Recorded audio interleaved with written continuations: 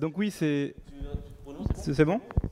Juste un aparté, donc à Lectra, lundi après-midi, de 14h à 17h30, on a JetBrains qui nous propose une petite après-midi où ils vont nous faire quelques petites conférences sur différents thèmes, sur IntelliJ, sur Kotlin.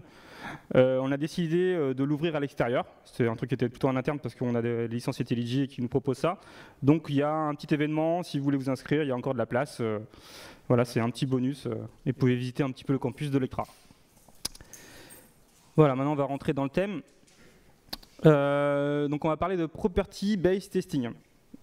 Qui connaît le Property Based Testing? Ok, c'est bien, au moins je vais apprendre des choses. Donc c'est un cookie que je vais présenter aussi à BDX.io. Donc c'est l'occasion aussi pour moi de le répéter, de voir si ça parle un petit peu. Donc si vous avez BDX.io, vous pouvez le revoir après une deuxième fois. Donc comme j'ai dit, je travaille à Lectra. Juste pour vous expliquer que Lectra, c'est une boîte qui fait ce type de machine.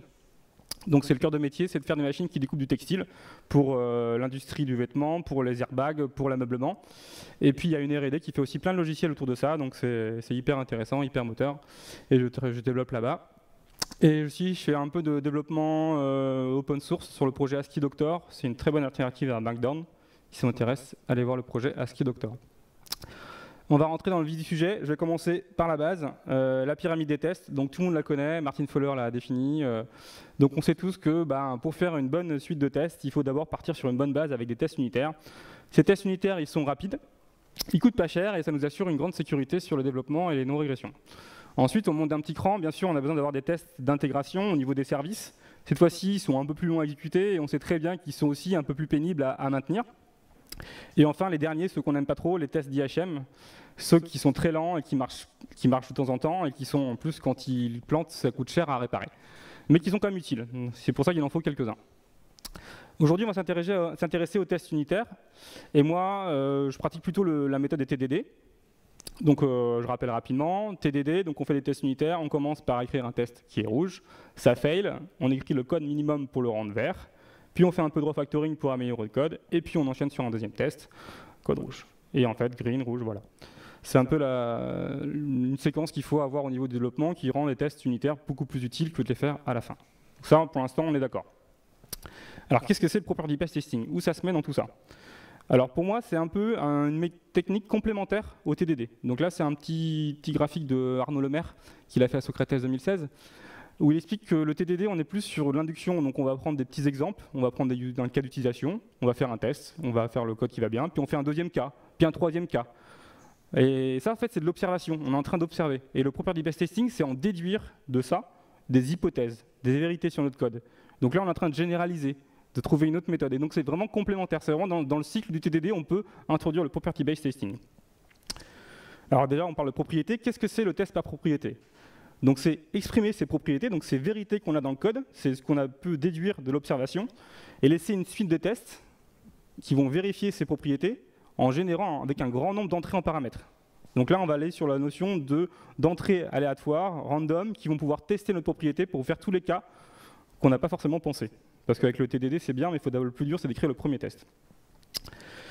Alors une propriété, alors si on va au sens mathématique, qu'est-ce que c'est une propriété la plus simple, si vous vous rappelez les cours de maths? Donc par exemple l'ensemble des antinaturels, on peut dire que pour n'importe quel antinaturel, il est forcément supérieur ou égal à 0. Ça c'est facile, c'est des propriétés simples. Après aussi sur les strings, on sait très bien aussi que si on prend la concaténation de deux strings, la longueur c'est la somme des longueurs de chacun des strings. Donc ça c'est des propriétés qu'on peut tester, et c'est quelles que soient les entrées qu'on peut avoir, en testant tous les cas possibles. On sait bien qu'en Java, si on commence à tester la deuxième propriété, attention aux cas aux limites, ça peut avoir des cas bizarres. Alors maintenant, si on applique ça, comment on va essayer de trouver nos propriétés dans notre code, dans notre développement, dans notre projet? La première fois, les cas les plus simples, c'est les règles métiers qu'on a. Donc là, il faut poser des questions à nos experts métiers, trouver les invariants, on appelle ça plutôt des invariants dans le domaine métier, si on parle un peu de domaine driven design. C'est une règle qui, quel que soit ce qui se passe, c'est toujours vrai, quoi. Donc ça, c'est les premières property based testing, propriétés qu'on peut trouver facilement. Après, il y a aussi des techniques, parce que des fois, ce n'est pas évident de trouver des propriétés. Il y a des exemples, par exemple, le cas des allers-retours. Tout ce qui est sérialisé, désérialisé. Si on fait ça, on peut dire que quelle que soit l'entrée, si je fais un aller puis un retour, je retrouve la même chose. Donc ça, c'est des propriétés qui sont simples aussi à exprimer, à tester. Un autre cas, les choses qui ne changent jamais. C'est-à-dire que, par exemple, sur le tri de listes, on sait très bien qu'en sortie, quelle que soit l'implémentation du tri, on sait que la liste en sortie sera de la même taille qu'en entrée et contiendra les mêmes éléments. Ça paraît tout bête, mais c'est des suites de tests qu'on peut forcément implémenter avec du property-based testing. Un autre cas aussi, c'est des fois, il y a des algorithmes où en fait c'est difficile à calculer, mais par contre c'est très facile à vérifier. Et bien ça, avec le property-based testing, c'est bien parce que quelles que soient les entrées, on sait ce qu'on doit obtenir en sortie. Donc là, on est plutôt en test boîte noire. C'est facile, il se passe des choses au milieu. Et donc on peut facilement générer des entrées différentes et tester tous les cas possibles. Alors comment on s'outille pour faire ça dans notre code? Alors un bon outil pour faire du property-based testing, il faut que ce soit intégré avec son runner de test. C'est ça l'intérêt, c'est de vraiment être dans le quotidien de notre test unitaire. On est en train de faire du TDD, c'est pas un autre outil qui est à côté, c'est intégré avec. Un bon outil, c'est permet de générer beaucoup de données aléatoires.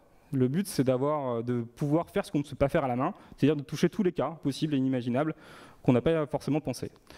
Il faut que cet outil permette de créer ses propres générateurs, parce que c'est bien de créer des données aléatoires simples comme des primitives, des entiers, des strings, mais des fois dans notre code, on a des choses plus compliquées à générer. Il faut pouvoir intégrer ça dans nos générateurs de données d'entrée.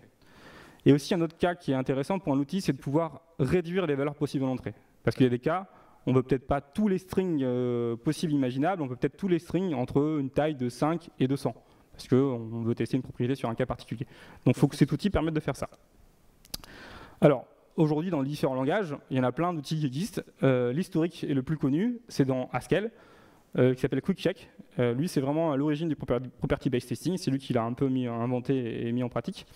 Après, dans d'autres langages, il y a eu des déclinaisons avec Scala, ScalaCheck, Kotlin, et dans Kotlin Test, on a du property-based testing. Et si on s'intéresse à Java, aujourd'hui, et si on fait un peu la distinction, c'est en Unit 4, on a une très bonne extension qui s'appelle Unit QuickCheck, qui marche bien. Par contre, si on va sur Unit 5, là il faut plutôt, Unit QuickCheck ne supporte pas Unit 5, il faut passer sur JQuick.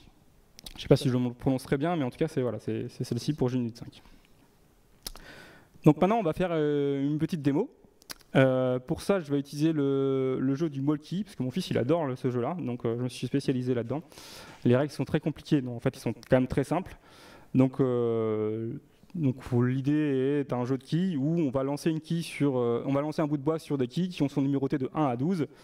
S'il y a une seule quille qui tombe, bah, c'est le chiffre correspondant à cette quille qui compte en termes de points. S'il y a plusieurs quilles qui tombent, c'est le nombre de quilles qui compte en termes de points. Voilà un peu l'idée. Et on va essayer de coder des petites property-based testing sur cette idée-là. Hop là. Ok, on va faire ça. Hop.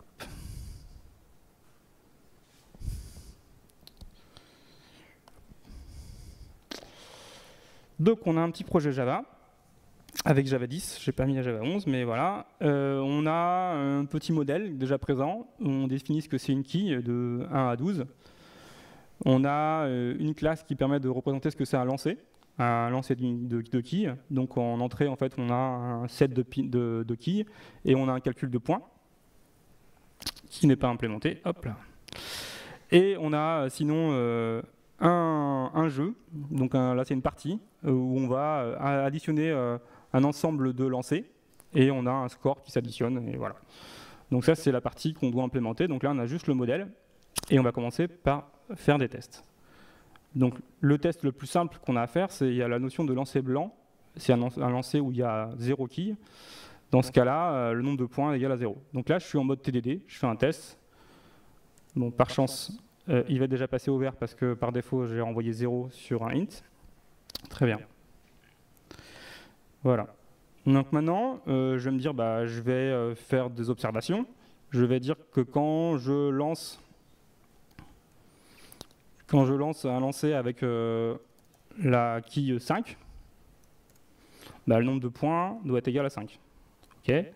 Donc je vais dire que si j'ai un lancer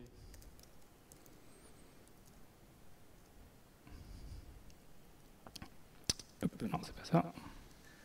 C'est bien d'avoir pris la classe throw. Pas du tout. Alors, hop. Donc en Java 10, c'est pas mal parce qu'enfin, il y a des choses qui permettent de faire des set off sur la classe set. Voilà. Et je peux dire que pour ma quille numéro 5, voilà. c'est égal à 5. Très bien. Donc là, j'ai un premier cas. Je lance. Normalement, ça ne marche pas. Hop, ça lance. Tac, t'es bien. OK. Donc ça ne marche pas. Donc je vais dans mon code. Et là, je vais faire un peu l'avocat du diable du TDD des fois. C'est la personne qui dit bah, OK, tu m'as dit de faire le code minimaliste pour que ça marche. Donc je vais le faire le code minimaliste. Je vais dire que, hop, si dans mes keys, j'ai la key 5, je vais renvoyer 5. OK, très bien. Je relance mes tests.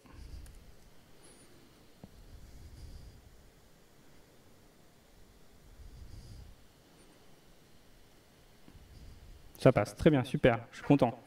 Donc maintenant, je vais dire, bah, je vais faire la key 8.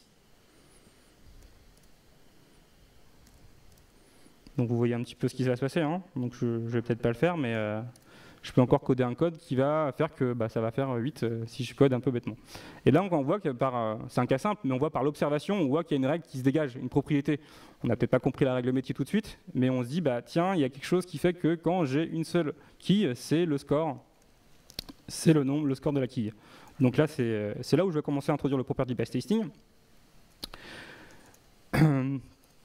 Et donc là, c'est avec la librairie jQuick qui propose par annotation de exprimer une propriété.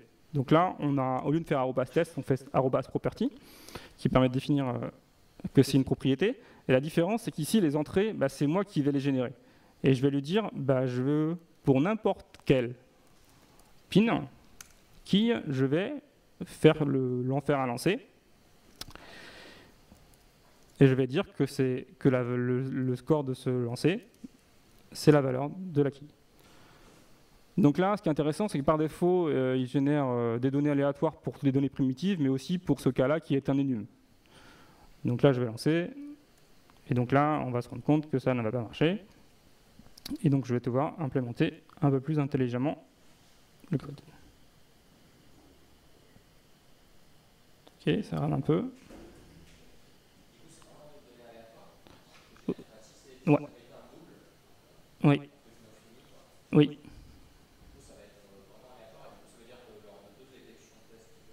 C'est ça. Exactement. La différence avec le property based testing, c'est que le test, c'est qu'une assurance de savoir que pour l'instant, ça marche. Pour l'instant, ça marche. Pour l'instant, ça marche. Un jour, peut-être qu'il va trouver un cas qui ne marche plus. Mais c'est l'idée. Alors, je sais pas pourquoi. J'ai un petit freeze au niveau de l'écran. Non, c'est bon.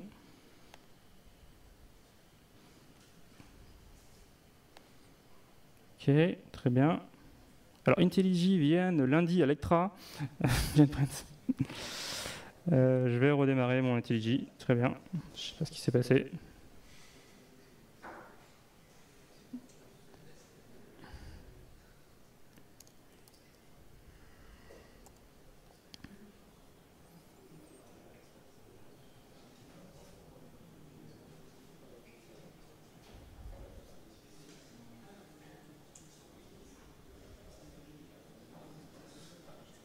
C'est la captation qui peut prendre du process ou...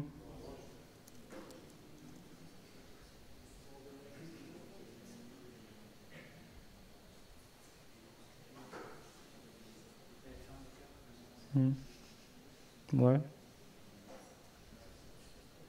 Désolé pour ce contretemps.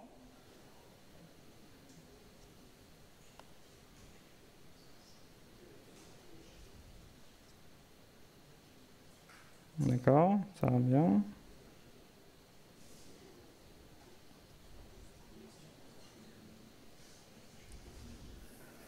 Mmh.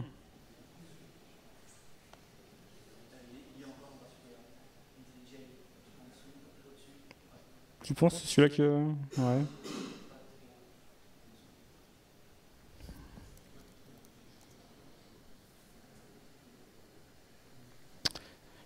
C'est la soirée des réussites technologiques.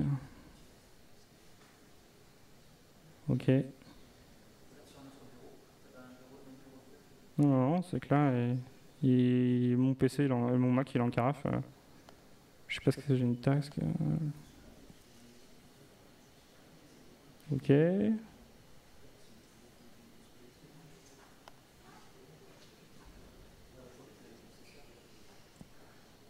Bon. J'ai la capture qui prend un petit peu, mais...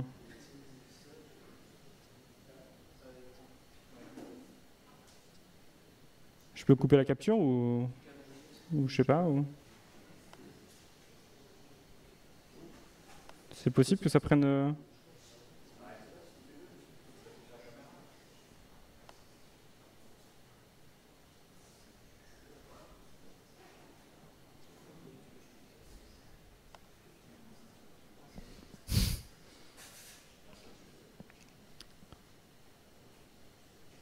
C'est bizarre, ça se lance tout de suite.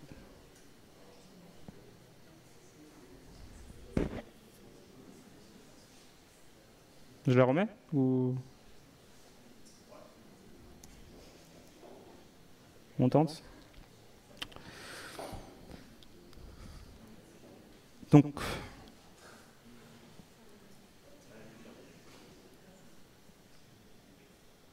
j'en étais à expliquer qu'on peut utiliser JQuick qui nous permet d'avoir un ensemble d'annotations qui en complément de JUnit nous permet d'exprimer une propriété. Donc là, en lançant ce test, on va voir qu'il va failer et on va pouvoir voir que lui-même a généré des entrées et va nous dire pour laquelle ça n'a pas marché. Donc on voit qu'il y a deux lanceurs, il y a le JUnit 5 qui reste là, on est là, là on est avec le JQuick, et il va nous dire que il a essayé une fois, donc le premier sample, il a essayé avec la valeur 12, et ça n'a pas marché.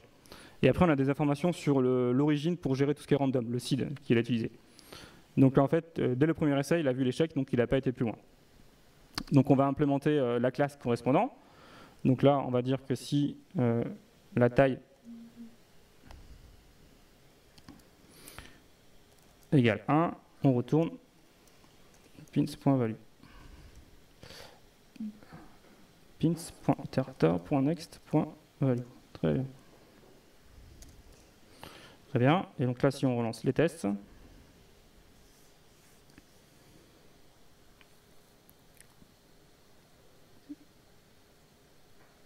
donc là, ça va marcher. Et donc là, ce qui est intéressant, c'est qu'il nous donne un peu d'informations.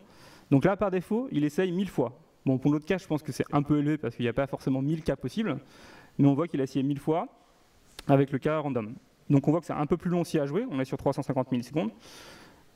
Mais il a fait le taf assez facilement sans changer. Et donc là, si on est dans la notion un petit peu de property based testing, il y a une sémantique qu'on a, c'est qu'on peut dire que ça, finalement, c'était que des exemples dans la notion de property based testing, alors que l'autre, c'était des propriétés.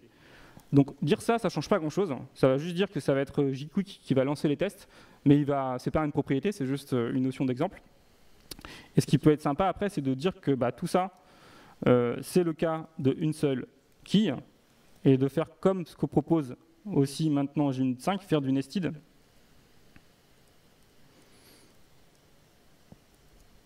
De faire du nested pour un peu classer nos tests. Sauf que là, en fait, JQuick nous propose une notation qui s'appelle groupe. Donc là, si je relance mes tests, ils vont tous utiliser le lanceur JQuick et on va pouvoir voir. Je ne sais pas si j'ai mis une... Non, c'est bon. J'ai fait une bêtise. Hop. Ah oui, parce que par défaut, hop, j'ai enlevé un truc qu'il fallait pas, non? Hop. Hop, on va laisser le premier en test. Hop. J'ai pris celui-là. Ok, et les exemples et mes propriétés.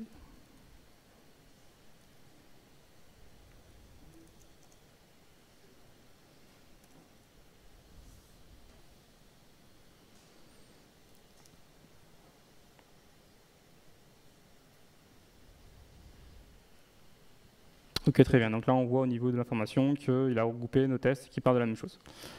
Donc là, on va skipper un peu dans le temps. On va dire que j'ai continué à faire ça pour implémenter toutes les règles métiers liées à ce Molky. Et donc, je vais me mettre un peu sur la fin.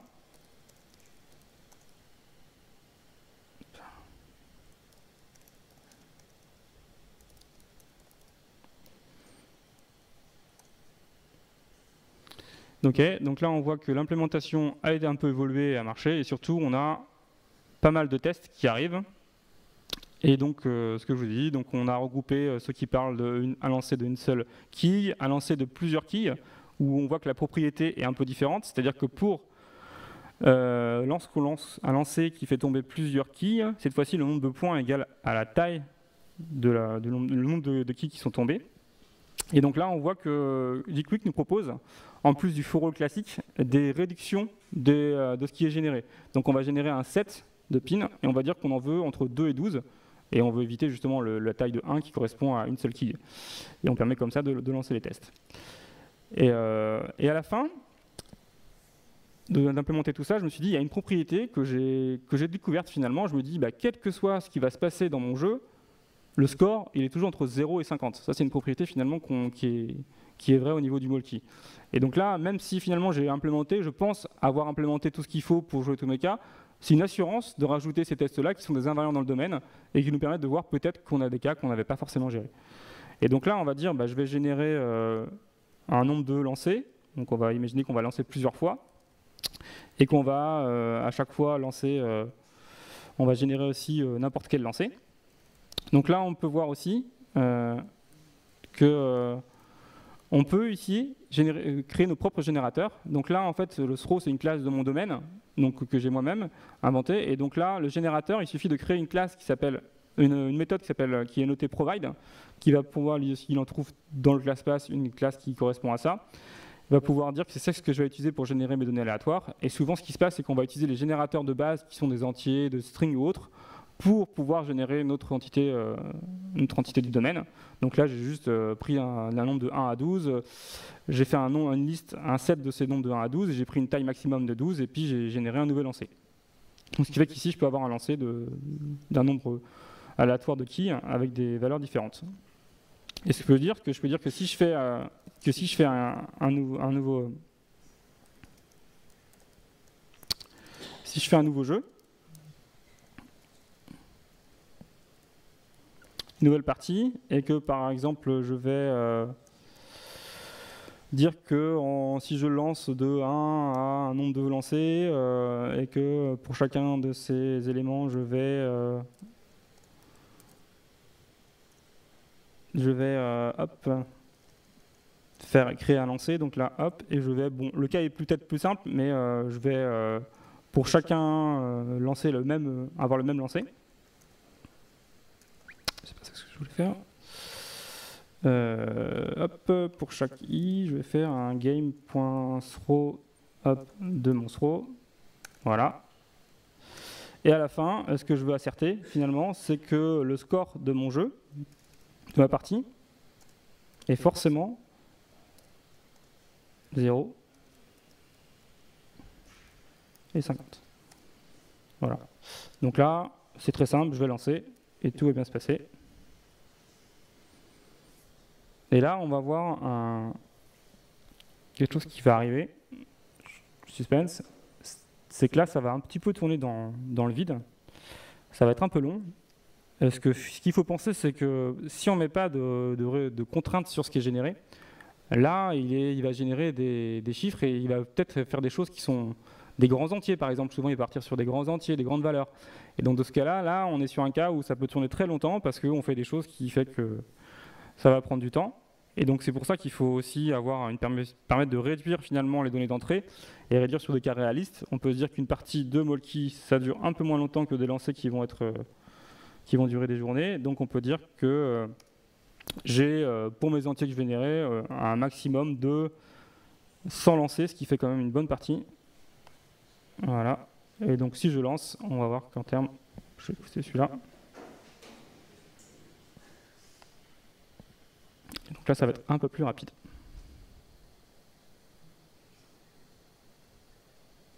Voilà, on est plus là. Et donc à chaque fois, on voit les logs de tout ce qui s'est passé.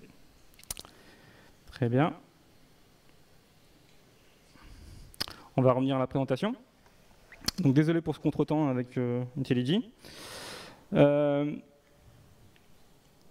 qu'on peut dire pour moi maintenant, c'est qu'avec cette approche, la pyramide de test que je vous ai présentée au début, elle a un petit peu évolué pour moi. De la pyramide de test assez classique, je vois une nouvelle pyramide où en bas de la pyramide, j'en ai pas forcément parlé, mais on peut imaginer que c'est plutôt tout le typage fort qu'on a dans les langages de programmation comme Java, qui nous assure d'écrire moins de tests finalement qu'avec d'autres langages qui ne sont pas typés.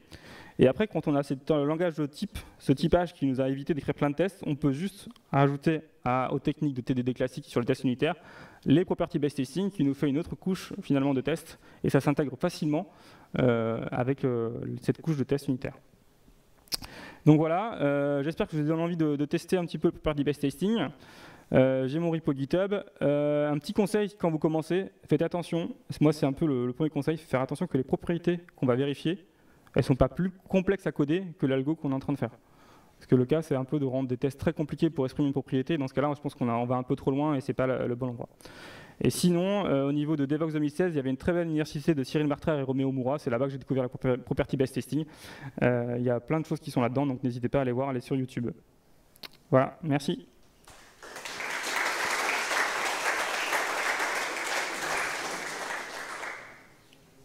Je ne sais pas si vous avez des questions.